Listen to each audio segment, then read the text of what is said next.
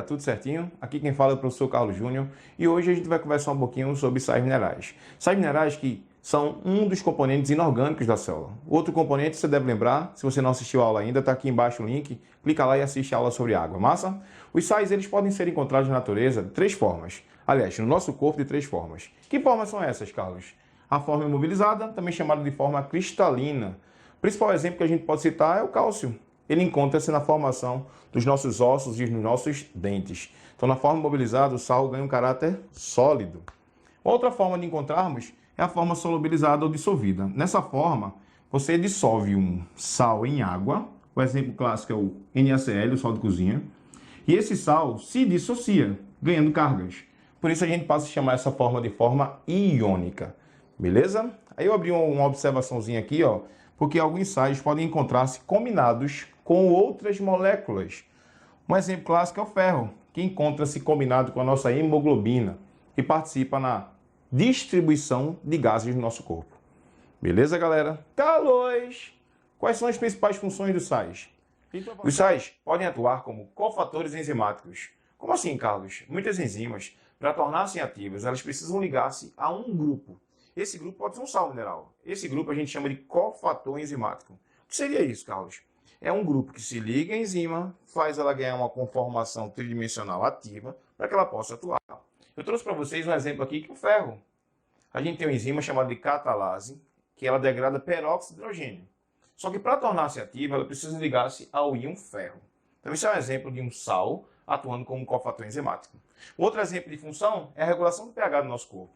Tá? Um exemplo que eu trouxe é o fosfato. O fosfato ele atua como regulador de pH do nosso corpo. Uma outra função é o equilíbrio hídrico. A gente tem muitos sais que controlam a quantidade de água no nosso corpo. Um exemplo, Carlos, o sódio, o cloro, o potássio. Eles, como são polares, lembra, a água também é polar, eles têm uma afinidade por água, acabam acumulando mais água. Então, quando a gente acumula mais sal, a gente acaba acumulando mais água no corpo. E vice-versa. Massa? Essas são as principais funções dos sais. Agora a gente vai falar um pouquinho sobre alguns dos principais exemplos de sais do nosso corpo. Massa, galera? E o primeiro que eu escolhi, ou os dois primeiros, são dos mais importantes do nosso corpo, que é o sódio e o potássio. Eles são responsáveis pela condução do impulso nervoso. Então, todas as informações que vocês estão adquirindo agora aí, quem está fazendo essa informação ser processada no nosso organismo é justamente esses sais aqui. Por quê, Carlos? Só para mostrar para vocês, a gente tem naturalmente no meio extracelular uma concentração muito alta de sódio, ou seja, a gente tem mais sódio fora que dentro da célula. E a gente tem mais potássio dentro da célula. Então, qual é a tendência natural? O potássio por difusão sair e o sódio por difusão entrar. Só que o que eu falei antes? Que eu tenho mais sódio fora e potássio dentro. Para manter essa polaridade celular, eu faço uma bomba, chamada de bomba de sódio e potássio, e é justamente essa entrada e saída de sódio e potássio que permite a condução do impulso nervoso. Beleza? Uma outra função do sódio e potássio é o equilíbrio hídrico do nosso corpo, também chamado de equilíbrio osmótico. É o sódio e o potássio que vão regular a quantidade de água no nosso corpo. Lembra, eles são polares, eles têm uma tendência a absorver água, puxar água, fazendo com que o volume dentro das células, no meio extracelular, tenda a subir de água. Um exemplo que a gente tem é o sódio, encontrado em grande parte dos alimentos que a gente consome. Então fiquem atentos. Salgadinhos têm muito sódio, bolachas, e muita gente não sabe disso, mas vários alimentos doces são ricos em sódio. Chocolates, biscoitos. E um exemplo é refrigerante. Galera, refrigerante tem uma taxa de sódio muito alta, principalmente os refrigerantes zeros. A gente está tapando o santo, descobrindo outro, a gente não vai engordar, tudo bem. Mas a gente corre um sério risco de sofrer de hipertensão. Por quê, Carlos? Porque o sódio, ele é polar. Quando você ingere muito sódio, esse sódio vai para o seu vaso. Lá ele se concentra. E quem é que vai entrar para balancear isso? Já que também é polar? A água. Isso vai fazer com que o volume sanguíneo suba. A gente chama isso de aumento da volemia. Se o volume sanguíneo aumenta, há uma tendência da pressão desse sangue nas artérias aumentar. A gente chama isso de aumento da pressão arterial ou hipertensão. Então fiquem atentos, o sódio sempre está associado à hipertensão arterial. Beleza? Bom, galera, o outro sal que a gente vai falar agora é o cálcio. O cálcio que é importantíssimo no nosso corpo, na formação dos nossos ossos e nossos dentes. O cálcio também ele vai entrar na coagulação sanguínea. Um dos cofatores de coagulação é o cálcio. E uma outra função é justamente a contração muscular.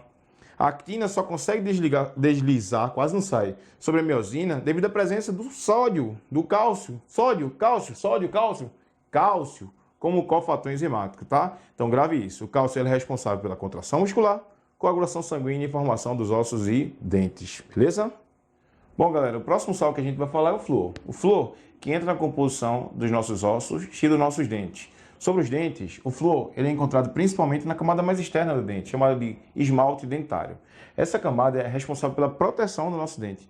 O desgaste dessa camada pode aumentar a chance de desenvolvimento de cáries. Então a gente tem que estar sempre ligado para utilizar flúor e sempre escovar os dentes, beleza? Próximo íon é o íon cloro, que junto com o sódio e potássio é responsável pelo controle hídrico do meu corpo. Ou seja, vai controlar a quantidade de água que a gente tem no nosso corpo. Uma outra função é que o cloro ele entra na composição do ácido clorídrico, que é liberado no estômago e vai servir como meio para a atuação das enzimas do estômago. Beleza? Também lembrando que o ácido clorídrico ele tem uma ação bactericida no nosso estômago, além de facilitar a degradação das nossas macromoléculas. Tudo bem, meu povo? Bom, vamos seguir aqui para falar um pouquinho sobre o ferro. O ferro que entra na composição das nossas hemoglobinas. O radical M da hemoglobina. Só lembrando que a hemoglobina ela é responsável pelo transporte de gases. Então, direto e indiretamente, esse sal ele é responsável pela respiração celular. Tudo bem, povo? Bom, queria chamar a atenção para a ausência de ferro pode levar ao aparecimento de um tipo de anemia que é muito comum, chamada de anemia ferropriva. 70% das pessoas que apresentam anemia é em decorrência baixa de ferro no seu organismo. Por isso que maninha, painho, voinha sempre dizia assim, coma feijão, beterraba, fígado, porque esses alimentos são ricos em ferro. Tranquilo? Bom, o ferro ele também entra na composição do nosso citocromo. Carlos, que danado é isso? A cadeia transportadora de elétrons. A gente vai ver isso mais para frente com detalhes, mas na fase da respiração celular, onde os elétrons são liberados e saltam na cadeia. Essa cadeia, em sua composição, a gente também tem o ferro. Beleza? Para a gente finalizar esse bloco, falar um pouquinho sobre o magnésio, que entra na composição da nossa clorofila. As plantinhas e algas têm clorofila, vamos lembrar. Essa molécula absorve luz e ao absorver luz, ela libera elétrons, que vai ser responsável pela produção de ATP e pela quebra da molécula da água. A gente vai ver isso mais para frente nas nossas próximas aulas. Quem entra na composição dessa clorofila é justamente o magnésio. Uma outra função do magnésio é a ligação das subunidades do ribossomo. Vamos lembrar que a nossa célula tem uma organela que é responsável pela síntese proteica. Essa organela é o ribossomo. E que esse ribossomo ele é formado por duas subunidades, uma maior e uma menor.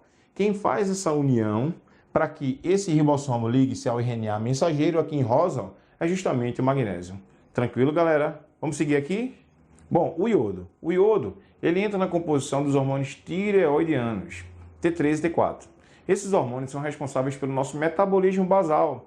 Então, eles que vão atuar na atividade celular. Beleza? A baixa desse iodo pode levar a uma anomalia conhecida como bócio endêmico. Essa anomalia ela é gerada pela falta de iodo na nossa dieta, que é realmente um sal difícil de ser encontrado. E isso pode levar a um edema na glândula tireoide. Muitas pessoas passam a aumentar um pouquinho a região do seu pescoço, a gente chama isso de bócio endêmico. Para sanar esse problema, o governo obrigou, por lei, que as empresas produtoras de sal adicionassem o iodo na composição do seu sal de cozinha. Por isso que se você pegar a fórmula I do seu sal, em casa você vai ver sal iodado. É justamente para suprir essa ausência que a gente tem do iodo. Tranquilo, meu povo? Bom, próximo sal é o fósforo.